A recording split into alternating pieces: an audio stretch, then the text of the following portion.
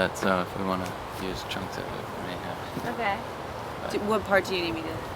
Well, Yeah, you can explain the tractor story again. Okay. Do you mind? Just No. explain the whole thing again. No, that's fine. New audience.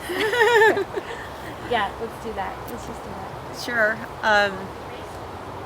So you were asking about experiences that we've already had and things that have happened because of the garden. I was telling you about the Zudu, the amendments for the soil, and the man that helped us. His name's Don. He doesn't even go to Solid Rock. He lives in Oregon City. But one of the gals in our group, her name's Linda, she was motivated to find an efficient way for us to cost effectively amend the soil. And so she made a couple calls, and this guy Don volunteered to come over and pick up some Zudu and deliver it. Well, he delivered, and then he decided to deliver some more. He was just really excited. So like I told you, we ended up with about 48 yards. Well, he left us this big compost fork.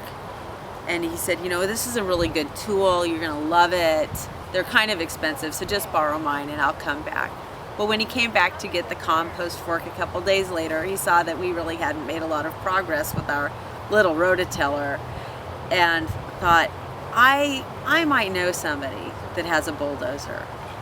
So Dawn made a couple calls and ended up acquiring some time with a bulldozer and came over to rototill or bulldoze our entire garden.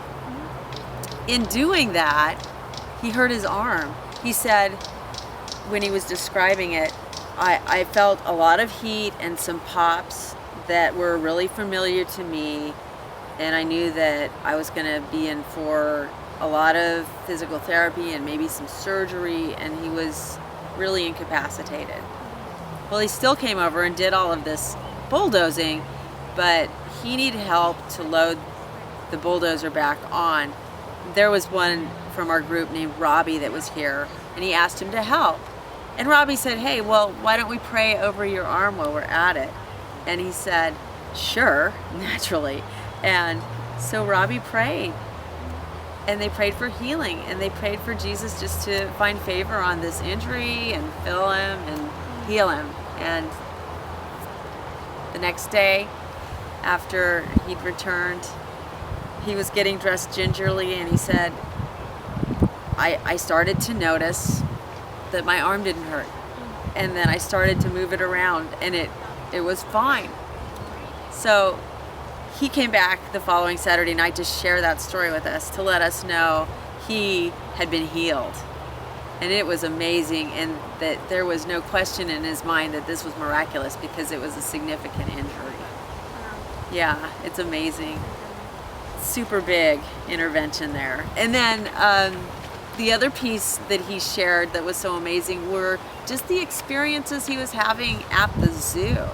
That there was a non-believer that was definitely kind of lurking and listening and really excited about this whole garden experience.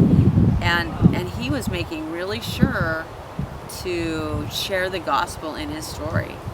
And he said that he would definitely be going back to the zoo to touch base with her and make sure that he didn't lose touch. And he felt great blessing and encouragement in being able to meet that woman. And we don't know who she is or anything, but we know that is happening, and so we're already touching people because of the garden. So That's great. it is so amazing. One thing, I know you've kind of already shared a little bit about this, but just your vision, like, does the missional community have a vision for the garden? Kind of, explain that event coming up in June. Sure. Maybe a little bit.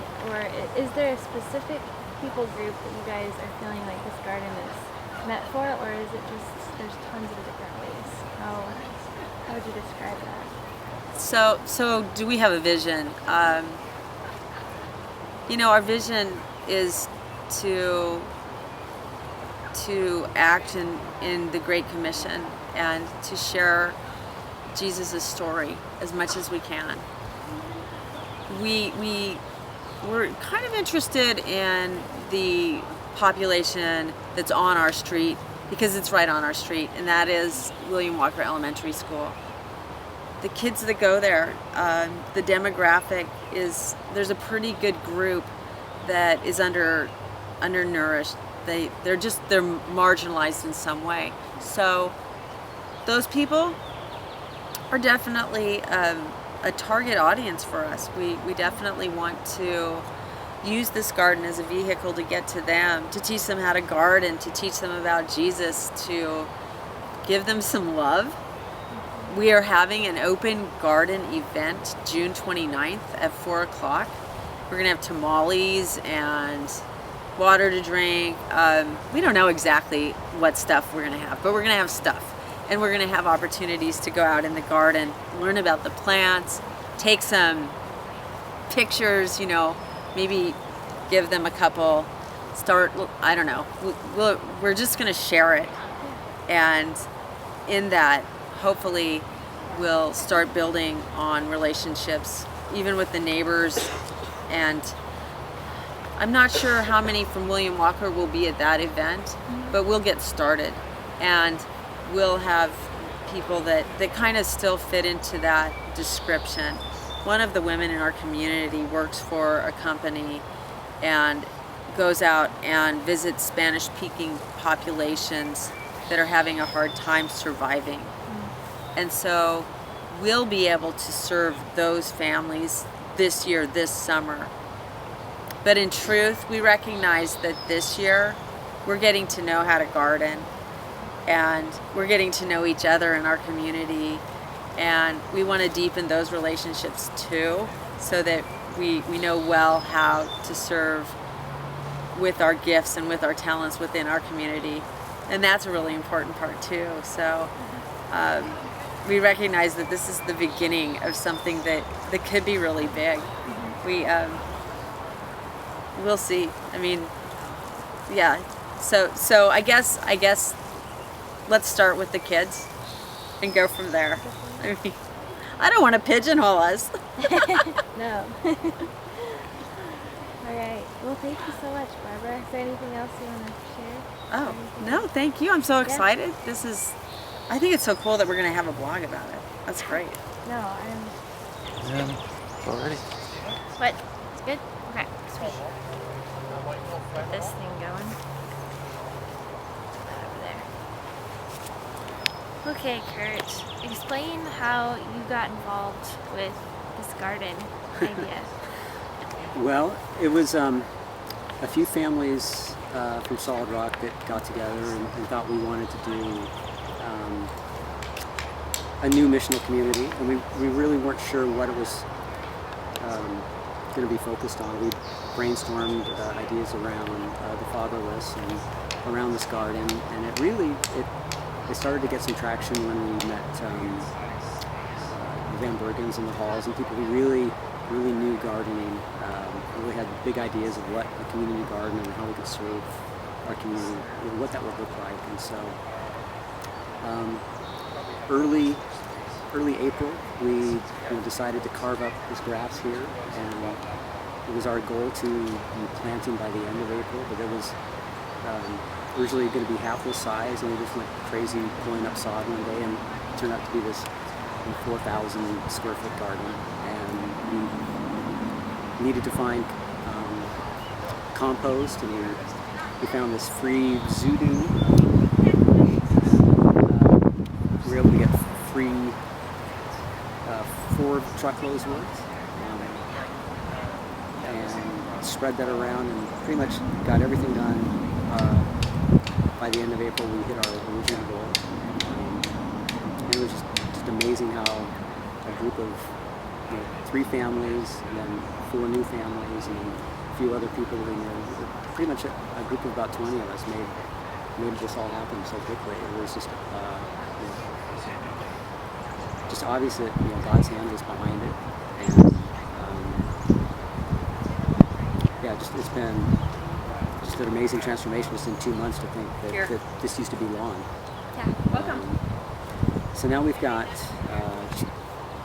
all these ideas about how are we going to use this to glorify God, how are we going to bring non-believers here? What are we going to do with the food? How are we going to be most productive? And so we're still kind of figuring all of that out, but just we're building an amazingly close missional community along the way. We're teaching each other. We're just building new relationships, and it's been pretty fantastic. That's great. So, describe just some of the relationships that have come out of this garden. So we were pretty close with two, I'd say 4 of the families, and we met four new families. And so we've been just doing potluck dinners together, helping each other with yard work, and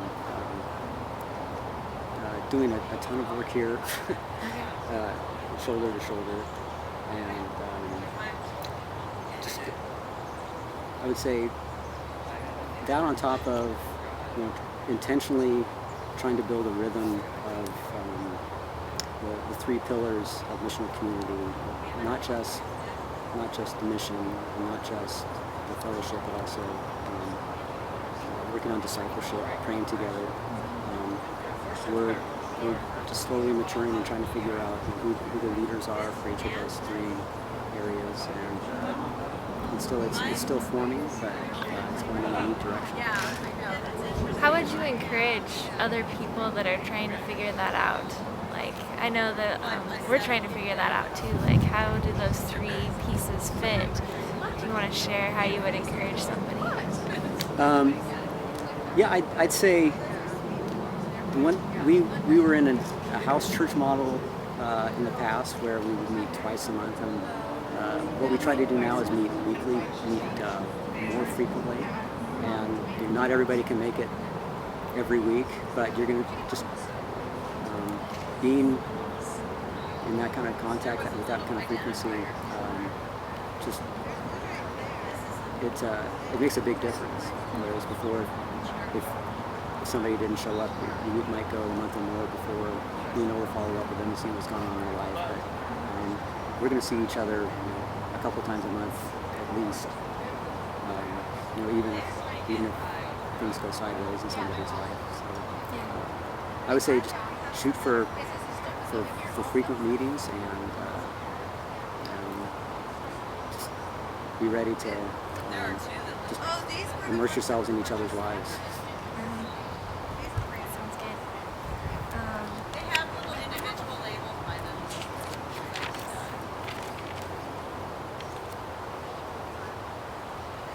I'll go get it. Any other stories you want to share? Anything? This one this one is Wildcat Mountain Farms. Just observations. It's amazing to see that we have a lot of needs and a lot of diverse strengths, and somebody's great with working with the sprinklers and irrigation that I would have never guessed, and we have Black cherry. several gardening experts, but also just people who love to do arts and crafts, working on the labels and working on board as just a system of communication. Not everybody has to be a master gardener in this group. Everybody is able to contribute in some way. And it's been neat to see. Awesome. Well, that's all I have. So, Okay. yeah. Thank you so much.